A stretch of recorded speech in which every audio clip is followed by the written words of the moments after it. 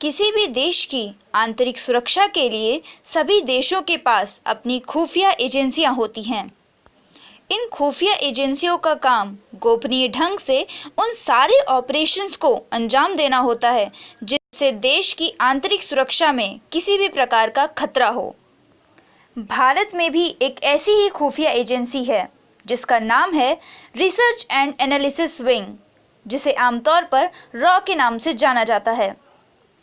आज इस वीडियो में हम आपको रॉ एजेंसी के एक ऐसे खतरनाक जासूस ब्लैक टाइगर रविंद्र कौशिक की कहानी से रूबरू कराएंगे, जिनको रियल लाइफ का जेम्स बॉन्ड भी कहा जाता है, लेकिन इनकी कहानी फिल्मों से थोड़ी अलग है।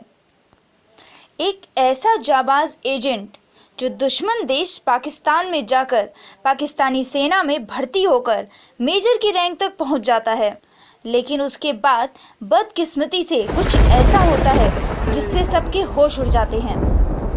इस कहानी की शुरुआत होती है 11 अप्रैल 1952 को, जब श्रीगंगानगर में रविंद्र कौशिक का जन्म होता है। रविंद्र बचपन से ही एक्टर बनना चाहते थे। अपने ख्वाब को पूरा करने के लिए बड़े होकर उन्होंने थिएटर ज्वाइन किया। एक बार जब वो लखनऊ में थिएटर कर रहे थे तब रॉ के अधिकारियों की नज़र उन पर पड़ी। फिर क्या, अधिकारियों ने उनके सामने जासूस बनकर पाकिस्तान जाने का प्रस्ताव रखा, जिसे उन्होंने स्वीकार कर लिया और पाकिस्तान जाने से पहले दिल्ली में करीब 2 साल उनकी ट्रेनिंग चली। ट्रेनिंग खत्म होने के बाद मात्र 23 साल की उम्र में इन्हें पाकिस्तान भेज दिया गया और वहां पर इनका नाम रविंद्र कौशिक से बदलकर नवी अहमद शाकिर रख दिया गया। अब जैसा कि रविंद्र कौशिक के गांव में पंजाबी बोली जाती थी और पाकिस्तान के अधिकतर गांवों में भी पंजाबी ही बोली जाती है, इसलिए रविंद्र को पाकिस्तान में बसने में ज़्यादा वक्त नहीं लगा। कुछ ही समय बाद रविंद्र ने पाकिस्तान की नागरिकता ले ली और एक यूनिवर्सिटी में एडमिशन लेकर लॉ से ग्रेजुएशन किया। समय बीतता गया और पढ़ाई पूरी होने के बाद रविंद्र कौशिक ने पाकिस्तानी सेना में भर्ती होकर मेजर की रैंक तक पहुंच गए और इसी बीच उन्होंने वहां पर एक आर्मी अफसर की लड़की अमानत से शादी की और एक बेटी के पिता भी बन गए।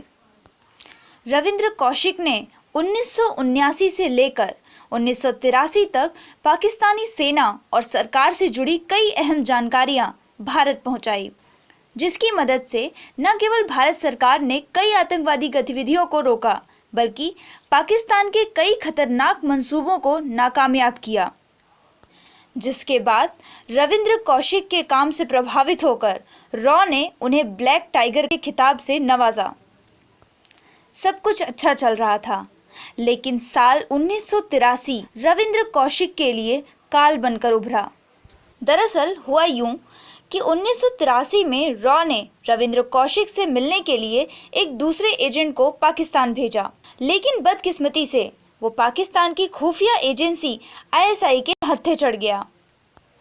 कई दिनों तक टॉर्चर करने के बाद उस एजेंट ने रविंद्र कौशिक के बारे में सब कुछ बता दिया, जिसके बाद रविंद्र कौशिक को गिरफ्तार कर लिया गया और खौफनाक यातनाएं देकर भारत की अहम जानकारियां निकालनी चाहिए।